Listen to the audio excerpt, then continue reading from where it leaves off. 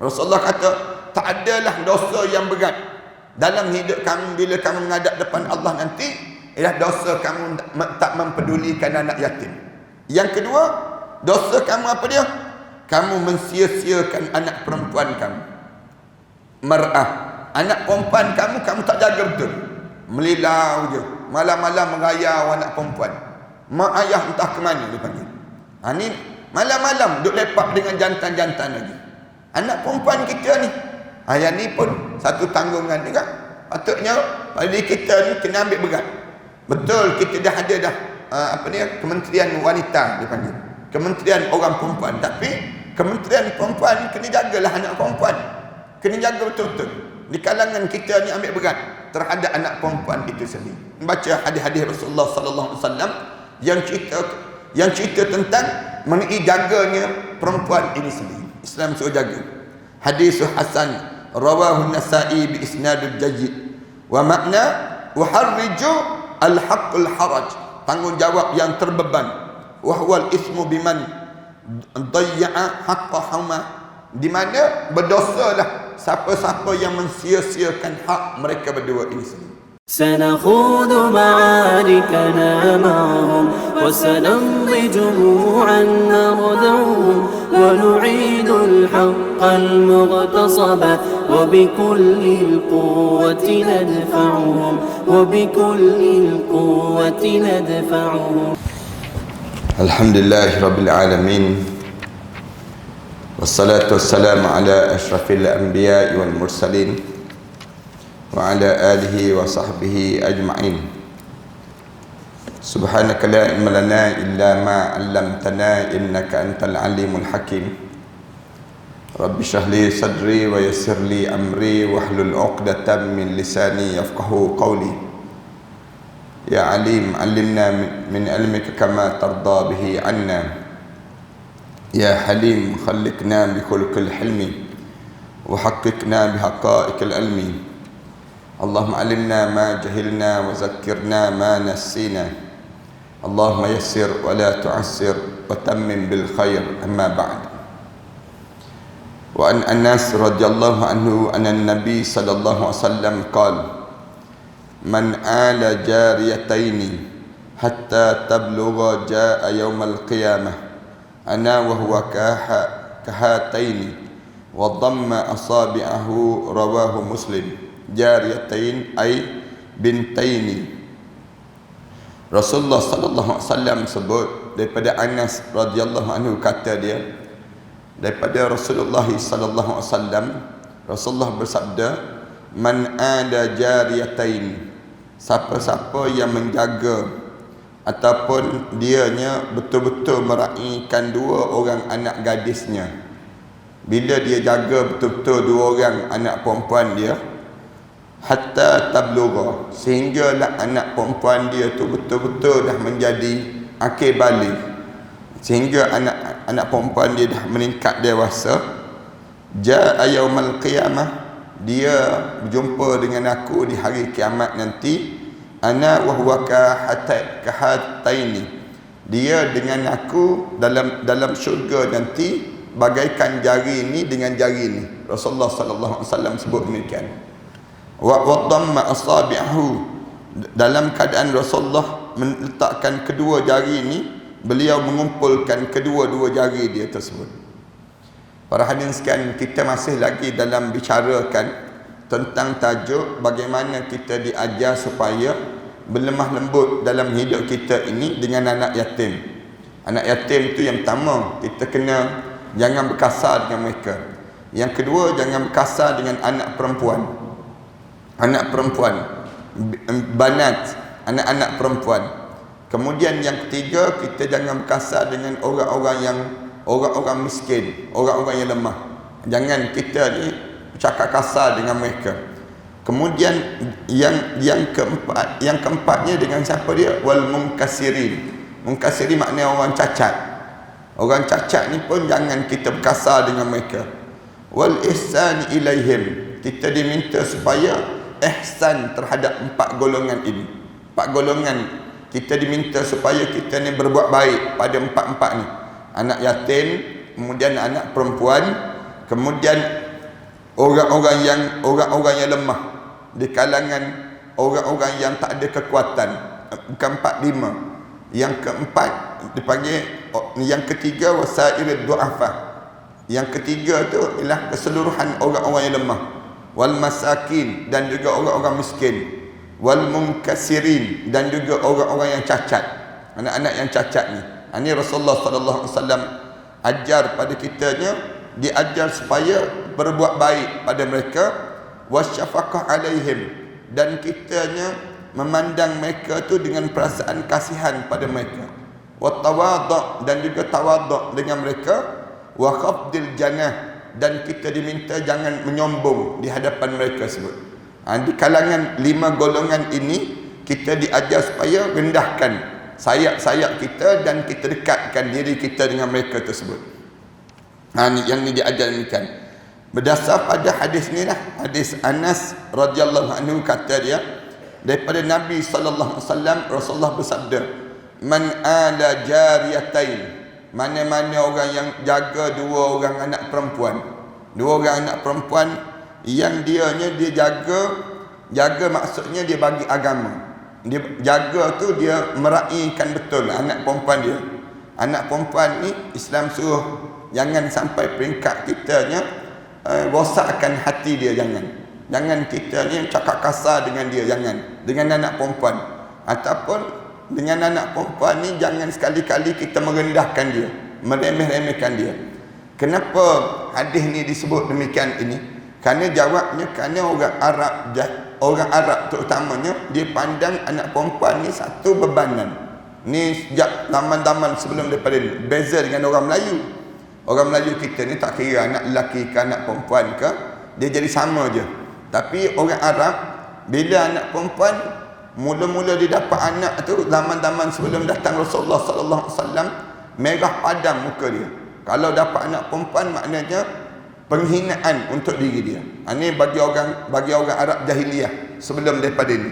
Tapi bila datang Islam tunjuk bahawa dalam Islam ni tak ada beza sebenarnya di antara lelaki dan perempuan. Bagi orang Arab, kenapa orang anak perempuan ni jadi satu penghinaan pada mereka? Kerana anak perempuan kalau kita bela dia, jaga dia, bila dia besar dia kahwin, dia tinggalkan kita. Tu yang menyebabkan pada orang Arab ni, dia nampak bahawa bila kita jaga anak perempuan ni satu benda yang menyusahkan hidup mereka. Bagi Arab jahiliah lah. Tapi dalam Islam datang, orang Melayu kita ni tak ada perasaan demikian, tak ada. Tapi Rasulullah sallallahu alaihi wasallam dia nak tunjuk kemuliaan anak perempuan. Kemuliaan anak perempuan ni, bila kita dapat anak perempuan, jangan sekali-kali kita rasa terhina kita, jangan. Tetapi bila kita dapat anak perempuan, Rasulullah kata kamu jaga elok-elok anak perempuan. Berapa orang anak perempuan yang kamu jaga tu? 2 orang je. 2 orang je anak perempuan yang kamu boleh jaga betul-betul. Hatta tablugha, sehingga dia akil balik. Maksud jaga tadi apa dia? Kamu bagi agama pada dia. Jaga ni kitanya bagi agama pada anak perempuan kita ni, bagi urusan ini. Yang ni kena jaga betul dalam hidup kita. Bukan sekadar jaga makan pakai dia, tidak. Tapi yang lebih utama, jaga yang disebut dengan ruh dia tu, jiwa dia tu, biar ada agama dalam tubuh badan dia. Sehingga bila kita jaga hatta tablugha, sehinggalah dia meningkat usia balik pada diri dia.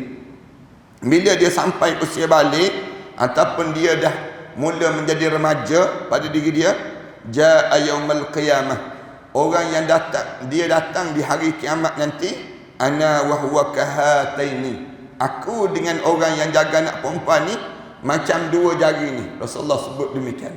2 jari ni. Dia dekatnya keadaan di antara dia dengan Rasulullah sallallahu alaihi wasallam. Ini hadis memberi galakan pada kita supaya kitanya berlemah lembut dengan anak-anak perempuan. Anak perempuan ni kita sebut tu anak perempuan. Lepas tu dalam hidup kita ni, maknanya kenapa dengan anak perempuan ni? Anak perempuan ni dia cepat mengajuk dibandingkan dengan anak lelaki. Anak lelaki ni dia jiwa dia tu kental sikit, dia panggil, dibandingkan dengan anak perempuan. Oleh kerana anak perempuan ini kita jaga sungguh-sungguh, jaga, termasuk Jaga siapa dia? Katakanlah kita dapat anak susuan, katakanlah kita ada anak angkat, katakanlah kita ada anak saudara, anak dipanggil anak yang perempuan ini sendiri, kita jaga betul-betul.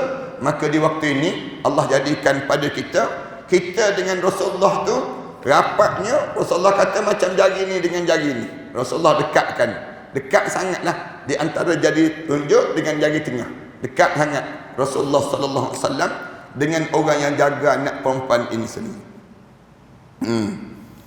Jariyatain, yakni dua jariah, artinya dua orang anak perempuan. Bukan jariah ni maksudnya yang dimaksudkan jariah itu yang disebut dengan orang kaji, tidak. Tapi jariyatain ni yang dimaksud dalam hadis ni ialah dua orang anak perempuan.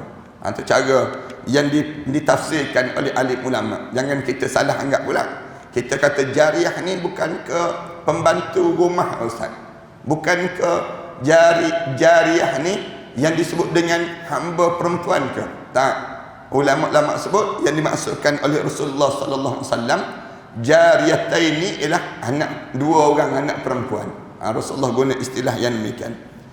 Wa an Aisyah radhiyallahu anha qalat dakhaltu 'ala imra'atun wa ma'aha ibnatan laha tas'alu falam tajid indi syai'an ghaira tamratin wahidatin fa'ataituha iyyaha faqasamtaha baina ibnatayha wa lam ta'kul minha thumma qamat fa kharajat fa dakhala an-nabi sallallahu alaihi wasallam alaina fa akhbartuhu fa qala man ibtuliya min hadhil banati bi syai'in fa ahsana ilaihinna kunna lahu sitran minan nar. Ini hadis yang hebat lagi. Rasulullah sallallahu alaihi wasallam, satu peristiwa yang terjadi, Aisyah radhiyallahu anha cerita, pernah satu ketika ada seorang perempuan yang datang dengan wa ma'ha ibnatan, dua orang anak perempuan. Seorang perempuan dia datang dengan dua orang anak perempuan. Katanya Aisyah radhiyallahu anha, ibu kita cerita pada kita, pernah satu ketika datang pada rumah dia nya seorang perempuan, dua orang anak perempuan datang bersama dengan dia. Datang tersebut laha tas'al, datang minta sesuatu, minta. Orang panggil kalau musim-musim kita ni, musim-musim minta duit zakat misal contohnya, datang untuk minta duit zakat. Falam najid indi syai'an. Aisyah kata di waktu tu pula kebetulannya tak ada apa-apa pada aku. Aku ni tak ada barang, tak ada benda dalam rumah tanggaku. Ghairat tamratin wahidah, kecuali adalah sebiji kurma je yang ada dalam rumah. Allahu akbar. Dalam rumah Rasulullah, dalam rumah isteri Rasulullah ni, dalam rumah dia kat dapur tu ada sebiji kurma. Dia tak boleh nak bayang lah. Kita, rumah kita ni, kalau tanya kat rumah kita macam mana, satu peti ais ada dia panggil. Kalau kita ni demikian. Tapi yang rumah Rasulullah sallallahu alaihi wasallam ni ada sebiji kurma je kat rumah Rasulullah sallallahu alaihi wasallam. Bila ada sebiji kurma ni, fa'ataituha, orang tu duk minta, orang perempuan ni datang nak minta, akunya ambil kurma sebiji itu, aku bagi pada dia. Rasul katanya Aisyah, aku ambil kurma sebiji itu, aku bagi pada perempuan tadi. Iyaha, dia pun ambil terus. Bila aku bagi sebiji kurma, kemudian aku bagi pada dia, wanita tadi, faqasamtaha, tiba-tiba dia ambil sebiji kurma tu, dia belah dua. Perempuan tu dia belah dua kurma tadi. Bila dia belah dua, baina ibnataiha, dia bagi seorang sebelah pada anak dua orang anak perempuan tadi. Kita mari rumah Rasulullah ni, kita dapat sebiji kurma. Rumah Rasulullah ni, isteri dia bagi sebiji kurma ni, kita belah dua lah, katanya ibu dia tadi. Belah dua. Bila dia belah dua, dia bagi dua-dua tu seorang satu anak perempuan dia. Allahu akbar. Zaman Rasulullah sallallahu alaihi wasallam kan, kalau kita ni tak ada dah, kita ni kalau ada sebiji kurma kat dapur, orang mari minta dengan kita, takkan kita nak bagi. Kita sebiji tu je yang ada, kita sebut demikian. Takkan kita nak bagi semua. Ni tak, diambil je sebiji kurma tadi, kemudian dia bagi juga. Habis tak ada apa-apa kat dapur rumah Rasulullah. Bila tak ada tu, perempuan tu pula ambil pula belah dua kurma ni. Bila belah dua saja, walam takul minha. Yang ibu ni tak makan, tak ambil, tak makan. Yang makannya apa dia? Anak dia yang makan. Anak dia makan. Summa qamat fa kharajat. Yang menyebabkan lepas pada tu anak dia makan, dua orang tu anak dia makan seorang sebelah. Perempuan ni pun bagus, tak adalah mulut dia nak bagi tahu. Apa ni bagi sebiji je. Patutnya dia sebut demikian. Datang rumah Rasulullah. Tapi perempuan ni dapat pula sebiji itu belah dua. Bila dia belah dua, akhirnya dah makan dua orang ni. Anak perempuan tu bangun. Dua-dua bangun. Mak dia pun bangun, anak perempuan dia pun bangun, keluar daripada rumah Rasulullah sallallahu alaihi wasallam. Fadaqala Nabi sallallahu alaihi wasallam. Lepas pada itu Rasulullah balik. Rasulullah balik. Bila Rasulullah sallallahu alaihi wasallam balik, kemudian alaina Aisyah kata Rasulullah balik ke rumah saya, rumah kami ni, fa akhbartuhu. Lalu saya pun cerita pada Rasulullah sallallahu alaihi wasallam. Cerita keadaan yang berlaku ini sendiri. Ni alim ulama sebut ni, dia, daripada sini ni kita ada beberapa hukum. Ditanya, boleh tak seorang isteri memberi makanan tanpa kebenaran suami dia yang daripada dapur? Ni ulama-ulama tanya demikian. Kita ni kan perlu tunggu suami kita balik dahulu ke untuk kita nak bagi barang-barang kat dapur? Alim ulama kata tak perlu. Alim ulama sebut dasar pada hadis ni cerita tentang pada kitanya, kalaulah ada orang yang datang ke rumah kita, kita nampak yang keperluan kat dapur tu banyak sangat dah, kita ambil je barang-barang kat dapur tu, kita bagi pada orang. Perlu ke tunggu suami untuk dapat kebenaran untuk kita nak bagi pada yang disebut dengan jiran-jiran kita dan sebagainya? Tak perlu. Alim ulama kata tak ada keperluan, sebagaimana Aisyah radhiyallahu anha ini. Padahal sebiji kurma ni patutnya tanya dulu lah suami, takut suami nak makan ke, takut yang disebut dengan nak bagi pada orang ke dan sebagainya. Tak. Katanya Rasulullah sallallahu alaihi wasallam ajar dalam peristiwa ini dibenarkan untuk kita bagi makanan daripada dapur kita pada siapa yang berhak untuk kita nak bagi tanpa kebenaran suami. Di saat yang sebegini. Ini yang dibenarkan dalam syarak. Tak perlu untuk kita nak minta kebenaran daripada mereka. Fa akhbar tahu Aisyah radhiyallahu anha, dia kata, lepas pada itu aku Rasulullah balik, kemudian aku cerita balik apa yang berlaku ini. Faqal, lalu Rasulullah sebut terus, mani betulia min hadil banat, mana-mana orang yang diuji dengan dua orang anak perempuan, mana-mana orang yang dia dapat anak perempuan, dia sudah diuji oleh Allah. Diuji dengan apa dia? Dengan anak perempuan. Siapa-siapa yang ada anak perempuan, itu menandakan dia sedang mendapat ujian. Rasulullah gunakan kalimah manubtulia, mana-mana orang yang diuji dengan dua orang anak perempuan, bisyai'in, dengan sesuatu perkara, fa ahsana ilaihinna, lalu dianya diuji dengan anak perempuan ini, maka dianya berbuat baik kepada dua anak perempuan dia tadi ataupun anak perempuan dia tadi, kunna lahu sitran minan nar, maka jadilah anak perempuan tadi penghalang daripada dia dihumban ke dalam neraka Allah Subhanahu Wa Taala. Rasulullah sallallahu alaihi wasallam pesan demikian.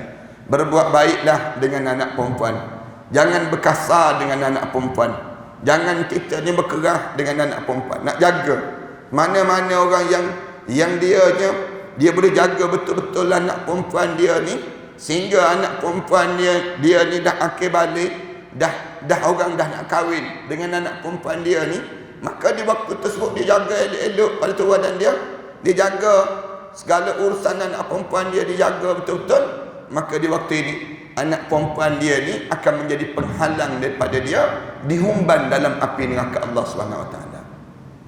Ini berita gembira ni bagi orang yang ada anak perempuan dipanggil.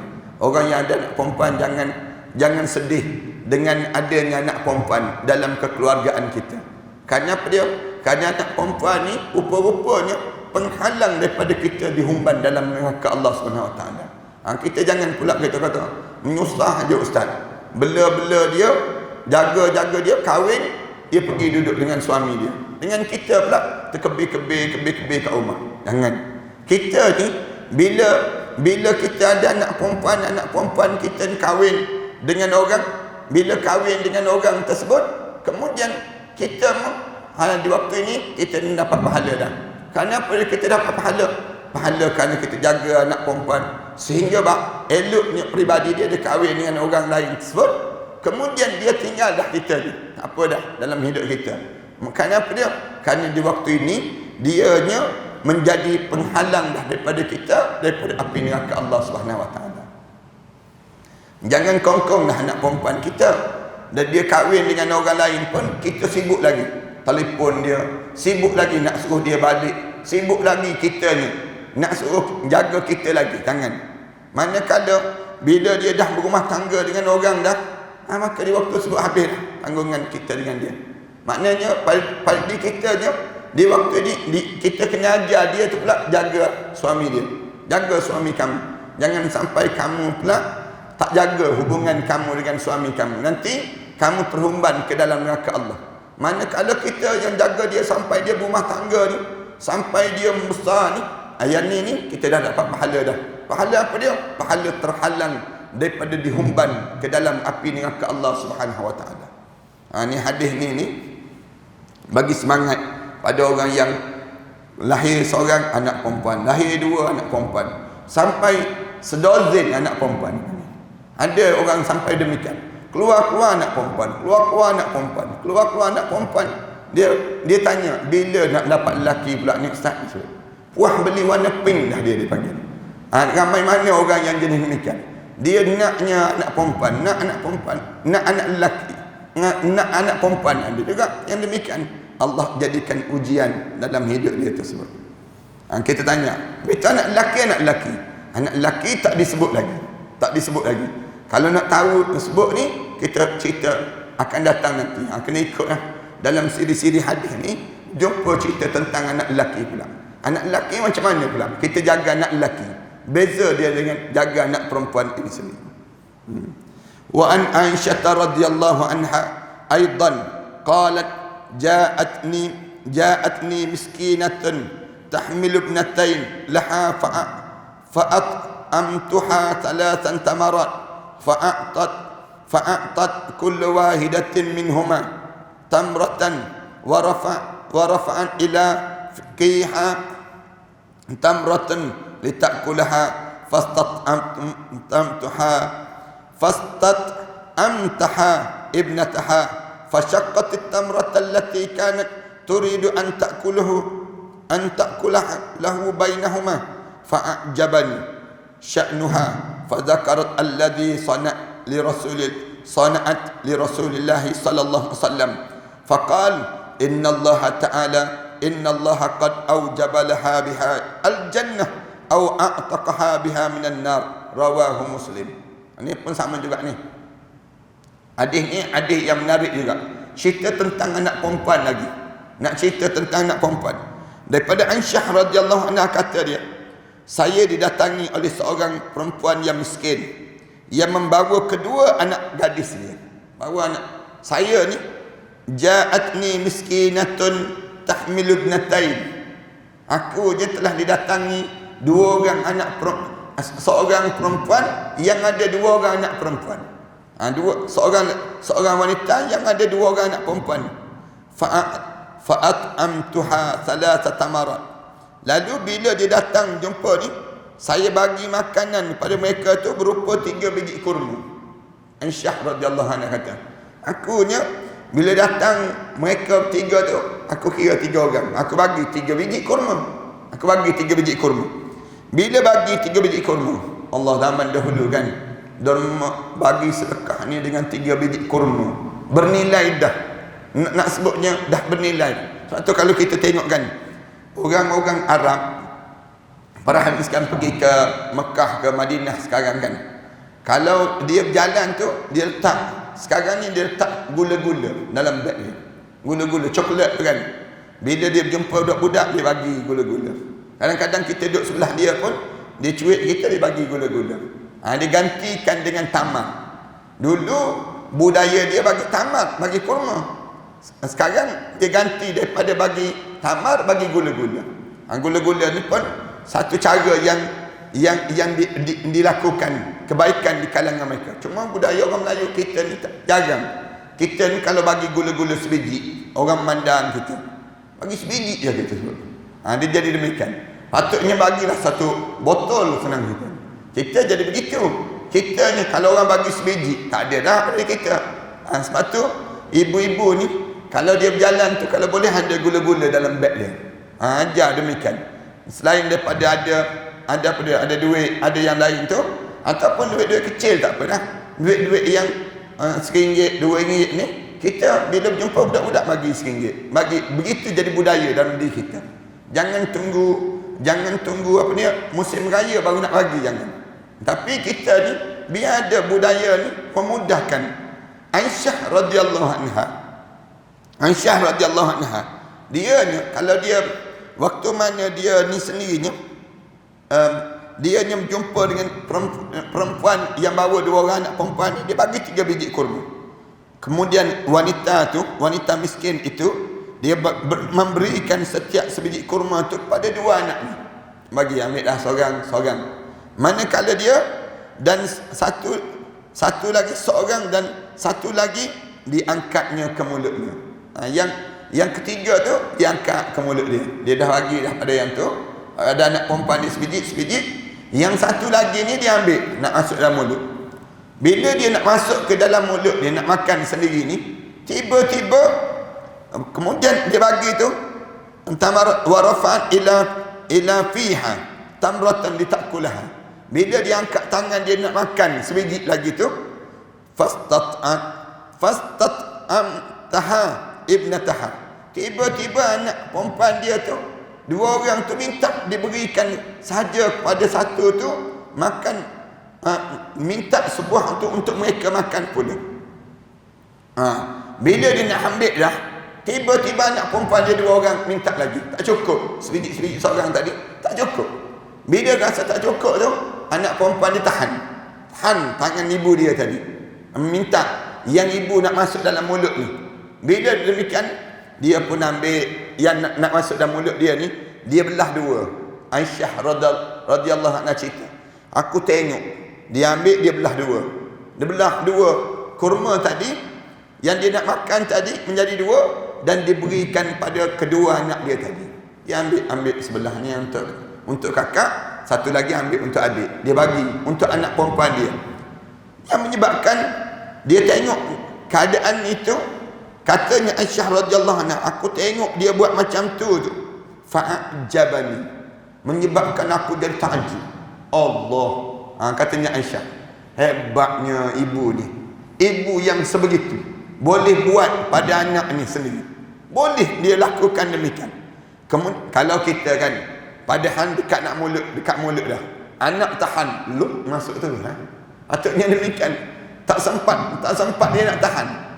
Aisyah radhiyallahu anha kata, aku tengok bila anak dia tak pegang tangan mak dia ni supaya nak kurma ni, mak dia pun turun belah dua kurma tadi, kemudian bagi pada anak dia seorang, bagi anak dia seorang lagi. Ni cantik keadaan yang berlaku ni. Aisyah kata fa'ajabani, aku jadi takjub. Allah, hebatnya keadaan yang berlaku ini. Fa'ajabani, kemudian sya'nuha, keadaan itu. Fadzakartu alladhi sana'at li Rasulillah sallallahu alaihi wasallam. Akunya ambil cerita tu, jumpa dengan Rasulullah, cerita pada Rasulullah. Bila ada peluang untuk nak cakap dengan Rasulullah sallallahu alaihi wasallam ni, Aisyahnya dia kata, aku pun cerita pada Rasulullah sallallahu alaihi wasallam. Bila aku cerita pada Rasulullah sallallahu alaihi wasallam ni, keadaan yang berlaku ni, faqal, lalu Rasulullah sallallahu alaihi wasallam sebut terus, innallaha qad aujaba laha bihal jannah. Rasulullah kata, Allah telah mewajibkan bagi perempuan ini tempat dia dalam syurga Allah. Allahu akbar. Padahal amalan dia apa sangat ya? Amalan dia ni amalan dia bagi makan pada anak perempuan, yang makanan tu nak masuk dalam mulut dia, makanan nak masuk dalam mulut dia, tiba-tiba dengan yang dia buat demikian tu, aujabalaha bihal jannah, terwajib, Allah wajib masukkan dengan amalan dia buat baik tadi, wajibkan dia masuk dalam syurga Allah Subhanahu Wa Taala. Allahu Akbar. Besarnya nilai, padahal belah kurma je, bukannya apa pun, tapi dengan belah kurma tu pun nampakkan dia berbuat baik pada anak perempuan. Bila dia nampak berbuat baik pada anak perempuan, Aisyah kata, aku clear, aku teragak-agak, aku teringat Rasulullah kata wajib masuk syurga ke, ataupun Rasulullah sebut a'taqaha biha minan nar, Allah mewajibkan untuk bebaskan dia daripada api neraka Allah Subhanahu Wa Taala. Bebaskan daripada api neraka Allah ni, maknanya sama je lah, masuk syurga jugalah. Maknanya perempuan ni, perempuan yang berbuat baik pada anak dia ni, Rasulullah sallallahu alaihi wasallam sebut Allah wajibkan dia masuk syurga, ataupun Allah bebaskan dia, nama dia tak ada dalam senarai ahli neraka Allah Subhanahu Wa Taala, maknanya masuk syurga juga orang ni. Au tu dipanggil syak rawi, syakur rawi. Aisyah radhiyallahu anha, Aisyah tu teragak-agak, yang sebetulnya Rasulullah sebut yang mana, wajib masuk syurga ke, ataupun Rasulullah kata dimerdekakan dia daripada api neraka Allah Subhanahu Wa Taala. Dua-dua tu tak kisahlah, yang pentingnya masuk syurga. Kerana apa? Dia berbuat baik pada anak perempuan. Pada diri kita ni, bila ada anak perempuan dia, jaga betul-betul. Buat baik pada dia bukan sampai dia bengkok, tidak. Bukan kita berbuat baik ni kita bagi semua, tidak. Buat baik ni maksudnya kita bagi agama untuk diri dia, agama, keperluan untuk diri dia, apa dia. Ayat ni dipanggil baginya kebaikan pada anak-anak perempuan kita. Anak perhatikan, ramai di kalangan kita ni, bila kita buka tajaan untuk mengajar anak-anak menghafal Quran, ramai di kalangan kita cari anak lelaki. Anak perhati, bila tanya ada anak lelaki tak Ustaz? Anak lelaki. Kita tanya kenapa anak lelaki? Kerana anak lelaki dia sebut kalau bagi anak lelaki dia boleh jadi imam. Kalau taja anak perempuan dia tak boleh jadi imam sebut. Tak betul. Cuba baca hadis ni. Rasulullah sallallahu alaihi wasallam sebut, bila kita taja anak-anak tahfiz ni kan, menghafal Quran ni, nak sebutnya dua-dua tu ada kelebihan tersendiri. Anak lelaki ada kelebihan tersendiri, anak perempuan ada kelebihan tersendiri yang Allah bagi. Kadang-kadang kita ni, kita datang mikiran dalam diri kita, katakanlah kita ada dua orang, dua lelaki dan perempuan dalam anak-anak kita. Kita biasa kita nak suruh anak lelaki dia menghafal Quran, anak perempuan tak apalah, tak menghafal pun. Kenapa tak apa? Bagi diri kita ni, dia bukan jadi imam pun, kita sebut demikian. Dia jadi makmum je sampai bila-bila pun. Kita fikir demikian. Dia nak guna bila Al-Quran Karim. Tak. Rupa-rupanya Rasulullah kata, bila kamu bagi Al-Quran untuk dia tu, merdekalah diri kamu daripada api neraka Allah Subhanahu Wa Taala. Bayangkan bagi kurma pun boleh terlepas daripada neraka Allah, boleh wajib, sehingga Allah wajibkan masuk dalam syurga Allah. Yang ni lebih besar lagi lah dalam diri kita, bagi Quran dalam hidup dia. Bila kita bagi, ajar dia Quran, baca, dengar dia bacaan Al-Quran, kemudian biasakan hidup kita dengan Al-Quran pada dia, hidup dengan suasana Al-Quran, menyebabkan dia ni hidup dalam keadaan yang dia diberi satu benda yang lebih bernilai dalam kehidupan mereka tersebut. Wan Abi Suraih Khuwailid bin Amr bin Al-Khazai radhiyallahu anhu qala Rasulullah sallallahu alaihi wasallam, Allahumma inni uharriju haqqad dhi'afain al-yatim wal mar'ah. Hadis Hasan rawahu An-Nasa'i bi isnadin jayyid. Daripada Abu Shuraih, iaitu Khuwailid Al-Amr Al-Khazai radhiyallahu anhu, Nabi sallallahu alaihi wasallam bersabda, sesungguhnya saya sangat memberatkan dosa kesalahan. Rasulullah sallallahu alaihi wasallam sebut, dapat Rasulullah sebut, Allahumma inni uharriju haqqad dhi'afain dha'ifain. Rasulullah sebut, sesungguhnya saya sangat memberatkan dosa-dosa yang orang yang mensia-siakan hak dua orang yang lemah. Berat sangat dosa.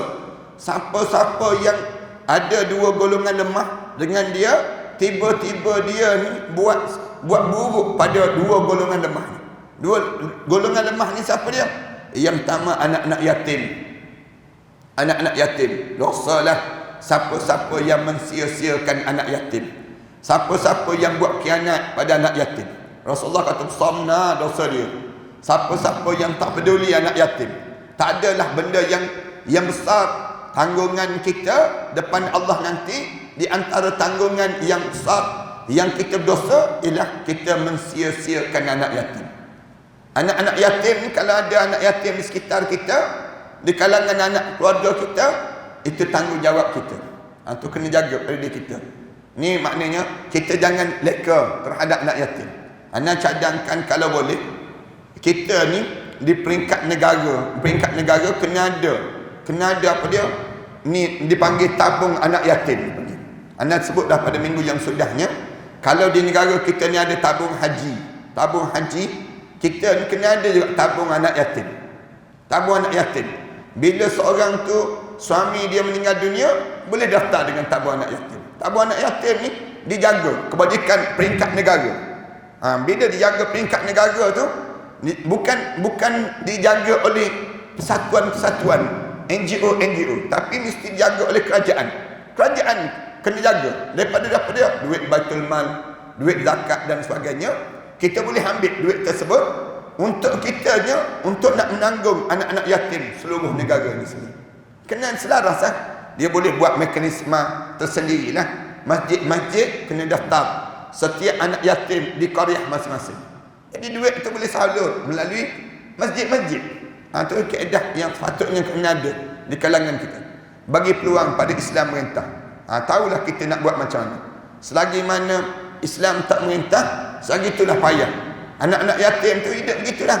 Armalah, ibu-ibu tunggal ni, ataupun janda-janda ni, ataupun ibu yang kehilangan suami ni, dia tak tahu tempat dia nak bergantung dengan siapa. Nak pergi ke pusat zakat.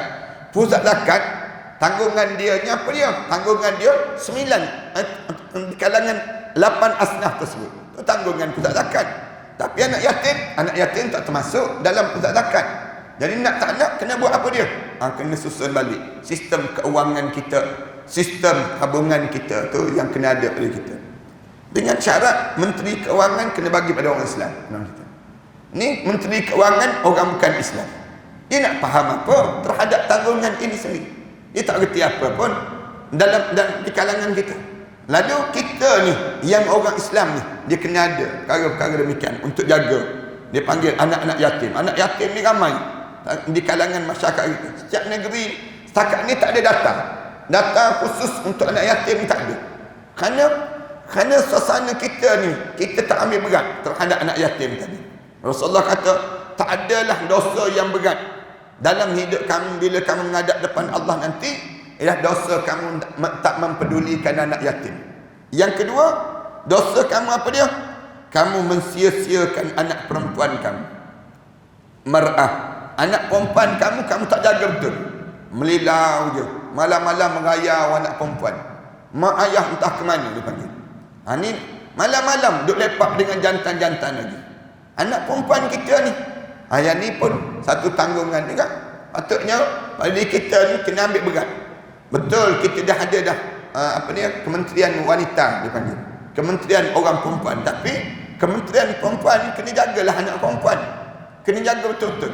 Di kalangan kita ni ambil berat terhadap anak perempuan itu sendiri. Membaca hadis-hadis Rasulullah sallallahu alaihi wasallam yang cerita tentang mengenai jaganya perempuan ini sendiri. Islam suruh jaga. Hadis hasan rawahu Nasa'i bi isnadul jayyid. Wa makna uharriju al-haqqul haraj, tanggungjawab yang terbeban. Wa huwal ismu biman dayya'a haqqahuma, di mana berdosalah siapa-siapa yang mensia-siakan hak mereka berdua ini sendiri. Wa an Mus'ab bin Sa'id bin Abi Waqqas radhiyallahu anhuma. Dua-dua ni kita minta supaya Allah redha pada mereka berdua. Sa'id bin Abi Waqqas dan juga Mus'ab bin Sa'id bin Abi Waqqas radhiyallahu anhuma qala ra'a Sa'dun anna lahu fadlan ala man dunahu faqala an-nabi sallallahu alaihi wasallam hal tansuruna wa tarzuquna illa bi du'afaikum rawahu al-Bukhari hakadha mursal fa inna Mus'ab bin Sa'id tabi'i rawahu al-Hafiz. Daripada Mus'ab bin Sa'id bin Abi Waqqas radhiyallahu anhu kata dia, Sa'ad merasakan bahawa ia memiliki kelebihan, keutamaan daripada orang sebawahnya. Kemudian bila Sa'ad dia rasa demikian, Rasulullah bersabda, bukankah kamu semua tidak akan memperolehi pertolongan ataupun rezeki melainkan dengan sebab usaha daripada orang-orang lemah di kalangan kamu semua itu? Rasulullah tegur Mus'ab, tegur Sa'ad bin Abi Waqqas ni. Bila Sa'ad bin Abi Waqqas ni, dia rasa banyak je harta benda dia, kaya je dalam hidup dia. Lalu bila dia sebut saja begitu, Rasulullah tegur terus Sa'ad, Sa'ad, kamu senang ni daripada mana? Daripada orang yang lemah-lemah lah. Orang lemah-lemah yang tolong kamu. Kamu sendiri tak buat kerja tu, bukan kerja kamu pun, tapi kamu dapat rezeki-rezeki yang banyak ni daripada mana? Ni daripada orang bawah. Orang bawah yang buat kerja ni. Orang bawah ni jangan kamu pandang lekeh, jangan kamu pandang lemah pada mereka tersebut. Diriwayatkan oleh Imam Bukhari sebagai hadis mursal, sebab sebenarnya Mus'ab bin Sa'id itu adalah seorang tabi'i. Hadis ini juga diriwayatkan oleh Hafiz Abu Bakar Al-Barqani dalam kitab sahihnya sebagai hadis muttasil daripada Mus'ab daripada ayahnya radhiyallahu anhu. Wan Abi Darda Uwaimir radhiyallahu anhu qala sami'tu Rasulullah sallallahu alaihi wasallam yaqul, aku daripada Abi Darda Uwaimir radhiyallahu anhu kata dia, aku mendengar Rasulullah sallallahu alaihi wasallam bersabda, ibghuni fi du'afa fa innama tansuruna wa tarzuquna bi du'afaikum. Rasulullah sallallahu alaihi wasallam pernah bersabda, carilah orang-orang yang lemah. Rasulullah sebut ibghuni fi ad-du'afa, fi ad-du'afa. Rasulullah sebut carilah orang lemah, sebab sungguhnya kamu semua diberi rezeki ni, fa innama tunsaruna, kerana sesungguhnya kamu diberi pertolongan oleh Allah dan juga diberi rezeki oleh Allah, berpunca bi du'afaikum, kerana orang-orang lemah di kalangan kamu. Orang-orang ni tolong baca doa, ya Allah, senangkanlah orang ni ya Allah. Nanti kalau dia senang, dia akan tolong kami balik ya Allah. Nah, Rasulullah kata, bila kamu senang, kamu cari balik orang-orang yang susah. Kerana kamu senang tu kerana apa dia? Kerana hasil daripada orang susah ni lah baca doa untuk dia. Cara Rasulullah sallallahu alaihi wasallam sebut demikian. Ni sebab tu dalam Islam ni, kita ni saling tampung menampung. Jangan kita nampak orang susah ni satu bebanan, jangan. Tapi kita ni jadi senang ni. Kadang-kadang rumah kita besar je, rumah kita, kereta kita mewah dalam hidup kita. Punca apa kita dapat macam ni? Punca daripada orang susah-susah tu lah. Kalaulah tak ada orang susah ni, takkan kita dapat macam ni. Ada cara demikian. Sebab tu Islam ajar, cari orang susah, cari orang susah, bagi pada mereka. Kerana kamu senang ni, punca mereka yang baca doa untuk diri kamu. Ni benda yang besar sangat ni. Anda rasa sangat benda macam ni, Allah bagi kesenangan, kemudahan sikit pada kita. Punca apa? Punca kita jaga anak-anak yatim, orang-orang miskin, pelajar-pelajar yang menghafal Quran. Bila kita jaga yang ni, Allah mudah dalam hidup kita yang lain. Ni setiap rezeki kita ni datang daripada mana? Datang daripada mereka. Kalaulah tidak kerana mereka, tak mungkin kita dapat macam ni. Tu kita perhati betul-betul. Satu, siapa-siapa yang jadi orang kaya, jangan ingat kaya tu kerana bijak dia, jangan dia nampak senang tu kerana hasil daripada usaha dia, jangan. Tetapi dia kena nampak senang ni daripada mana? Ni daripada orang bawah-bawahan yang banyak membantu kamu sehingga kamu diberi kejayaan sebegitu. Tu keadaan yang kita kena nampak. Rasulullah sallallahu alaihi wasallam sebut, ibghuni fi ad-du'afa. Rasulullah sebut demikian. Fa innama tunsaruna, kerana kamu diberi pertolongan, wa tarzuquna bi du'afaikum, kerana kamu dapat kejayaan dalam hidup kamu. Sama ada kamu dapat apa pun dalam hidup kamu, hasil daripada mana? daripada ni bidu'afaikum, orang-orang yang lemah di kalangan kami. Jangan pandang lekeh pada orang lemah ni. Kerana orang lemah ni kalau dia berdoa, doa dia didengari di sisi Allah Subhanahu wa taala. Itu cara Rasulullah sallallahu alaihi wasallam nak ajar pada kita untuk kita ni jaga pada diri kita. Babul wasiyat bin nisa. Bab kita diajar supaya berwasiat pada perempuan-perempuan Islam. Ni tajuk ni kita sambung lepas raya lah, insya-Allah. Lepas raya nanti kita sambung tajuk bab bagaimana kitanya diajar supaya berlaku baik ataupun berbuat kebaikan terhadap setiap perempuan-perempuan. Tajuk-tajuk macam ni tajuk memberi semangat pada kita supaya kita jaga yang disebut dengan isteri kita. Diajar supaya jangan kita ni buat khianat pada tanggungan di kalangan kita ni. Yang ni sebaik-baiknya orang lelaki biar ramai sikit. Kita nak suruh sebut tentang jangan dalam hidup kita ni buat khianat pada pasangan hidup kita, anak-anak perempuan kita, adik-beradik perempuan kita. Jaga, kerana besarnya nilai orang perempuan ini sendiri. Besar tak besar sampai Allah buat nama surah An-Nisa. Surah An-Nisa dia panggil. Dalam Al-Quran tak ada surah Ar-Rijal. Ar-Rijal tak ada. Surah Ar-Rijal tak ada. Tapi surah An-Nisa ada. Surah orang perempuan. Dia panggil demikian. Ini cara Allah nak susun pada kita berbuat baiklah kepada orang perempuan. Wa sallallahu ala Muhammad wa ala alihi wa sahbihi wasallam. Walhamdulillahi rabbil alamin. Jemaah sekalian, kemarin dulu kami lancarkan satu kitab Ud'uni. Ud'uni maknanya kitab berdoa dah pada saya, yakni pada Allah. Allah ajar pada kita ni doa. Dalam kitab ni cerita tentang mengenai macam mana kita nak doa. Kemudian dalam kitab ni kita kumpul keseluruhan doa-doa dan ikrar-ikrar yang ada dalam Al-Quran Karim. Dalam hidup kita ni ada masa-masa tertentu kita ni diuji dengan ujian-ujian tertentu. Bila kena ujian-ujian tertentu, kita nak buat macam mana? Maka kita bacalah doa-doa dan ikrar-ikrar yang tertentu yang ada dalam Al-Quran Karim, yang kita susun balik start daripada yang disebut dengan surah Al-Baqarah, surah Al-Fatihah sampailah dengan surah An-Nas. Dalam Al-Quran Karim ni kita namakan dengan kitab Ud'uni, berdoalah kepada aku ataupun pintalah kepada aku. Kita namakan tajuk kitab ni sendiri. Ni baru kita lancar 2-3 hari lagi. Yang lepas ni macam goreng pisang panas lah senang cerita ni. Adalah kat luar nanti parahan sekian boleh dapat lah kitab ni sendiri. Sallallahu ala Muhammad wa ala alihi wa sahbihi wasallam. Alhamdulillahirabbil alamin. Bismillahirrahmanirrahim. Alhamdulillahirabbil alamin. Wassalatu wassalamu ala rasul amin wa ala alihi wa sahbihi ajma'in.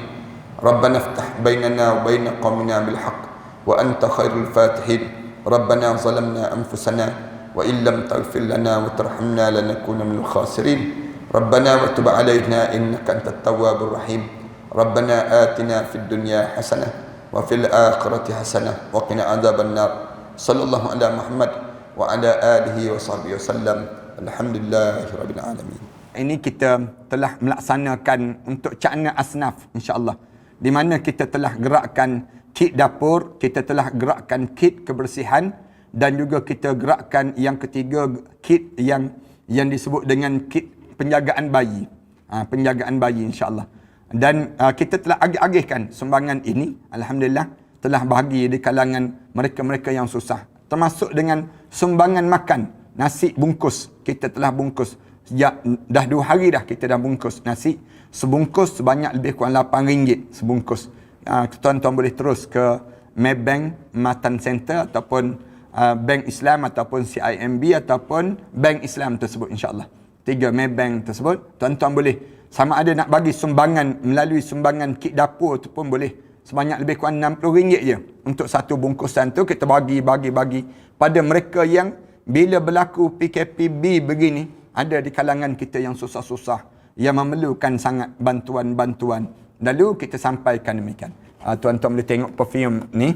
Ramai yang sibuk tanya soalan-soalan begini, boleh WhatsApp je terus ke talian 014 269 6217. 269 2617. 6217 dalam bentuk 4 koleksi sebegini. Tuan-tuan boleh dapatkan lah, insya-Allah, daripada perfume yang saya sentiasa war-warkan pada jemaah-jemaah sekalian, insya-Allah. Terima kasih di atas kesempatan yang baik ini.